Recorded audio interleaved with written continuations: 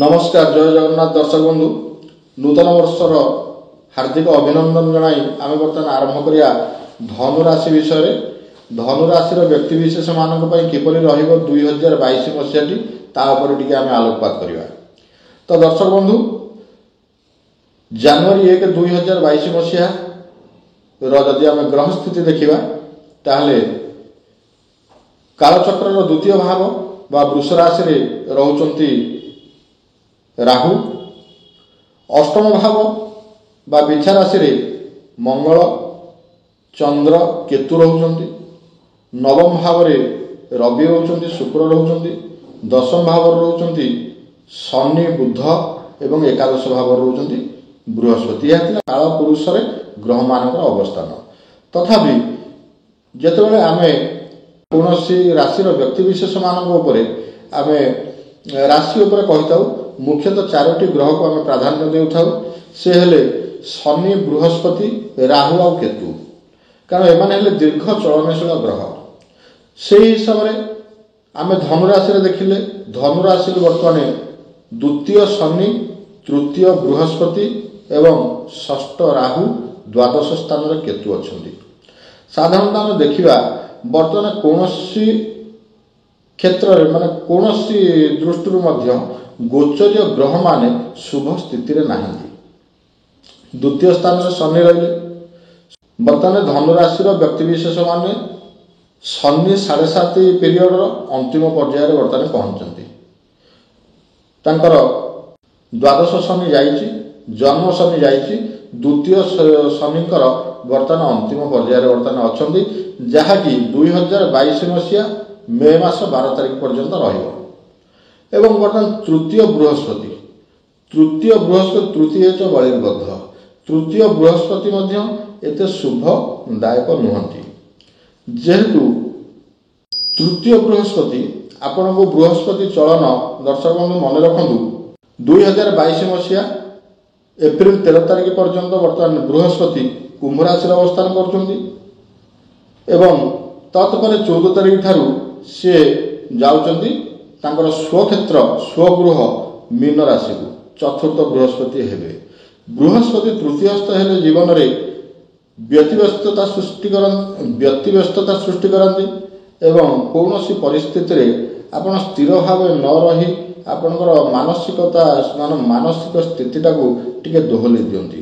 मोटामोटी भाव कहया गले बर्तमान शनि द्वितीय, बृहस्पति तृतीय, राहु षष्ठ स्थान रे राहु शुभ फलदायक अच्छी वृष राशि रे, किंतु जीवन रे अनेक क्षेत्र रे प्रतियोगिता करेबे बा प्रतिद्वंदिता मूलक मनोभाव राहु बर्तमान सृष्टि करेबे। सामाजिक क्षेत्र रे मध्य आपण पारिवारिक क्षेत्र रे सामाजिक क्षेत्र रे सब क्षेत्र रे राहु आपनकर प्रतिद्वंदिता बा प्रतियोगिता मनोभाव सृष्टि करेबे। जेहेतु षष्ठ स्थान रे अछंती प्रतियोगिता मनोभाव सृष्टि कले मध्य प्रतियोगिता रे विजय देबे।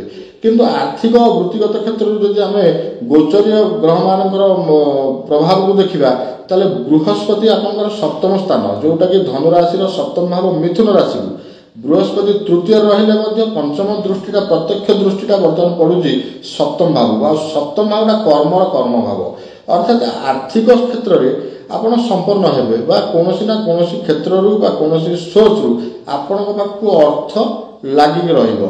किंतु शनिदेव जो धन स्थान में स्वगृह अच्छी सेटा धीरे धीरे धीरे धीरे धीरे धीरे आसो।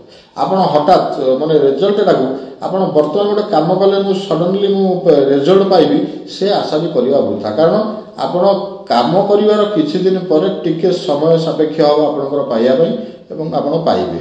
जदि द्वादश स्थान में केतुंकर अवस्था आपको देखिए मंगल एवं चंद्र केतुयुक्त ही द्वादश धनुराशि द्वादश स्थान रहे द्वादशस्थ केतु गुड़ाए अपव्यय कर दियंती। इनकेस गोटे एग्जांपल दूसरी आपण घर करने पैसा रखिंट घरे कि घर कर न खर्च होगी आपंकर गाड़ी खराब हो से बटर खर्च हो। तेणुक आपंकर जो सोर्स रु जहाँ आसो आपंकर खर्च गुड़ाक सब इे साढ़े हो जहाँ आप चिंता कर रखिथे मुझे गृह गोटे शुभ मांगलिक कार्य करी कि गोटे तीर्थ भ्रमण करी कि कौन बंधु को साहाय्य करी कि निजर गोटे କିଛି ମୁଁ କୌଣସି କାର୍ଯ୍ୟ କରିବି, ଆପଣ ନିର୍ଦ୍ଦିଷ୍ଟ କାର୍ଯ୍ୟ ପାଇଁ ରଖିଥିବା ଅର୍ଥରାଶି ଅନ୍ୟତ୍ର ଖର୍ଚ୍ଚ ହେବ, ଯେଉଁଟାକି ଆପଣ ପଛରେ ଭାବିଲେ ବି ବୁଝିପାରିବେନି ଖର୍ଚ୍ଚ କେମିତି ହେଲା, କାହିଁକି ହେଲା। ତ ଏଇ ରହିଛି ଏଇ ବର୍ଷର 2022 ମସିହାର ଧନୁରାଶି ବ୍ୟକ୍ତିବିଶେଷ ମାନଙ୍କର ଫଳାଫଳ। ତଥାପି ରାହୁଙ୍କର ପରିବର୍ତ୍ତନ ଯେତେବେଳେ ହେବ ମେ ମାସ 12 ତାରିଖ ପରେ ଆପଣଙ୍କର ରାହୁ ଆସିବେ ପଞ୍ଚମ ସ୍ଥାନକୁ। ପଞ୍ଚମ ସ୍ଥାନରେ ରାହୁ ରହିବା ଏତେ ଶୁଭପ୍ରଦ ନୁହେଁ, ମାନସିକ ଅସ୍ଥିରତା ସୃଷ୍ଟି କରିବ। ଚତୁର୍ଥ ସ୍ଥାନକୁ ଯିବେ ବୃହସ୍ପତି। ଚତୁର୍ଥ ସ୍ଥାନକୁ ବୃହସ୍ପତି ଗଲେ, ଚତୁର୍ଥ ବୃହସ୍ପତି ଶୁଭପ୍ରଦ ନହେଲେ ମଧ୍ୟ ବୃହସ୍ପତି ତାଙ୍କର ସ୍ୱକ୍ଷେତ୍ରକୁ ଗମନ କରିବା ଫଳରେ ବା ସ୍ୱକ୍ଷେତ୍ରରେ ରହିବା ଫଳରେ ବୃହସ୍ପତି ଟିକେ ଅଶୁଭ ଫଳକୁ କମ୍ କରିବେ। ତ ଦର୍ଶକ ବନ୍ଧୁ, ଧନୁରାଶି ବ୍ୟକ୍ତିବିଶେଷ ମାନଙ୍କ ପାଇଁ ଏ ବର୍ଷଟି ଏଣ୍ଟାର ଟୋଟାଲ ଇୟରଟି ବର୍ତ୍ତମାନ ଶୁଭ ଏବଂ ଅଶୁଭ ମିଶ୍ରିତ ଫଳଦାୟକ ରହିବ। 60% ଶୁଭ ରହିଲେ 40% ଅଶୁଭ ମନକୁ ବ୍ୟତୀତ କରିବ, ଚାପଗ୍ରସ୍ତ ରହିବେ, ଚିନ୍ତାଗ୍ରସ୍ତ ରହିବେ। ତେଣୁ ଆପଣ ମହାଦେବଙ୍କର ଗାୟତ୍ରୀ ଜପ କରନ୍ତୁ। ମହାଦେବଙ୍କ ଉପରେ ପ୍ରତ୍ୟେକ ଗୁରୁବାର ଦିନ 5ଟି ବିଲ୍ୱ ପତ୍ର ଅର୍ପଣ କରନ୍ତୁ ଏବଂ ମହାଦେବଙ୍କର ଗାୟତ୍ରୀ ସକାଳୁ ସ୍ନାନ ପରେ ଓମ୍ ତତ୍ପୁରୁଷାୟ ବିଦ୍ମହେ ମହାଦେବାୟ ଧୀମହି ତନ୍ନୋ ରୁଦ୍ର ପ୍ରଚୋଦୟାତ୍, ଏହି ମନ୍ତ୍ରଟିକୁ ଆପଣ ଯଥାଶକ୍ତି ଜପ କରନ୍ତୁ। 11 ଥର କରନ୍ତୁ, 21 ଥର କରନ୍ତୁ, ଯେତିକି ଆପଣଙ୍କୁ ସୁବିଧା ହେଉଛି କରନ୍ତୁ, କିନ୍ତୁ କରନ୍ତୁ ଏବଂ ରେଗୁଲାର କରନ୍ତୁ କି ଏ ବର୍ଷର କିଛିଟା ଅଶୁଭ ଫଳ ଆପଣଙ୍କ ଠାରୁ ଦୂରେଇ ଯିବ ଏବଂ ଶୁଭ ଫଳ ପ୍ରାପ୍ତି ହେବେ। ଜୟ ଜଗନ୍ନାଥ।